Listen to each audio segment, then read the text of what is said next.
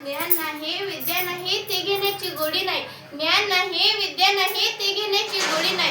बुद्धी असून चालत नाही तयास म्हणावं का. ओळखलं का म्या सावित्री सावित्री ज्योतिराव फुले. सातारा जिल्ह्यातील खंडाळा तालुक्यातील नायगावच्या खंडोजी नेवासे पाटलांची मी कन्या. अवघ्या 9व्या वर्षी ज्योतिराव फुले नावाची माणसाशी माझं लग्न झालंय. ज्या माणसाशी माझं लग्न झालंय तो साधा सुद्धा माणूस नाही तर जगाला ऊर्जा देणारा क्रांती सूर्यच आहे. त्या काळी बायांना उमरावर ओलांडायची पद्धत नव्हती. बाईच्या जाताने कसं आपण भलं आपलं काम आपल्या घरातील माणसं स्त्री पुरुष उच्च नीच असा लय भेदभाव होता. पण या सर्वांवरच एकच उपाय होता ते म्हणजे शिक्षण. शिक्षणाचा ध्यास हा एकच ज्योतिरावच्या मनात होता.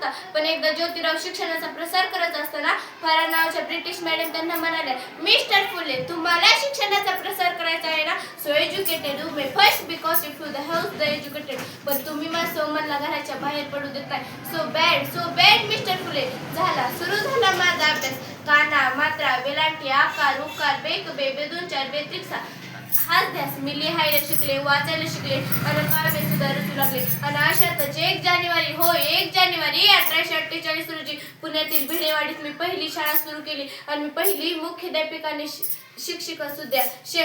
शेळपाटासारखा जगला तर काम तमाप होईल. शेळपाटासारखा जगला तर काम तमाप होईल. जर वाघासारखा जगला तर नाव होईल. पण धर्माचं मात्र धर्म बुडाला म्हणून कोल्हे कोळी सुरू होती. अहो एखाद्या सर्वसामान्य माणसाने शिक्षण घेतलं तर कुठला धर्म बुडतो. इतका तकलादी असू शकतो का हा धर्म. धर्मासाठी माणूस की माणसासाठी धर्म. अहो शाळेत जाताना चिखल फेकला तरी मी सहन केलं. शेण मारलं तरी मी सहन केलं. आता माझ्या सहनशक्तीचा अंत झाला.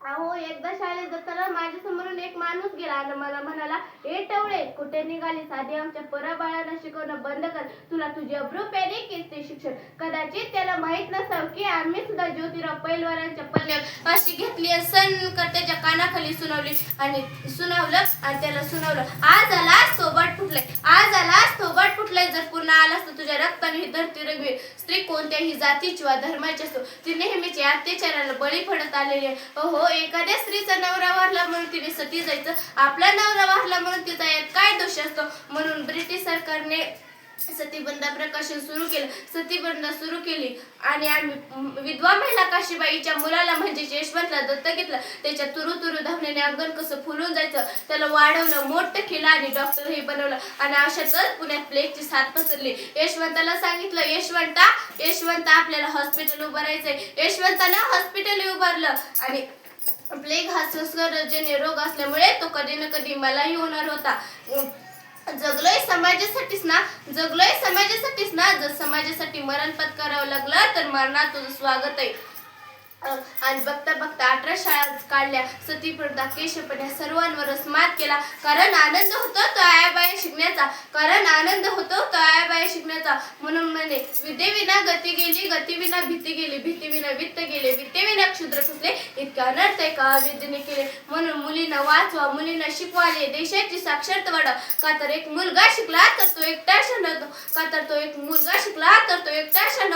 का तर ती मुलगी शिकली तर ती संपूर्ण घराण्याला शहाणं करते. म्हणून मुलींना वाचवा, मुलींना शिकवाले, देशाची साक्षरता वाढवा. धन्यवाद.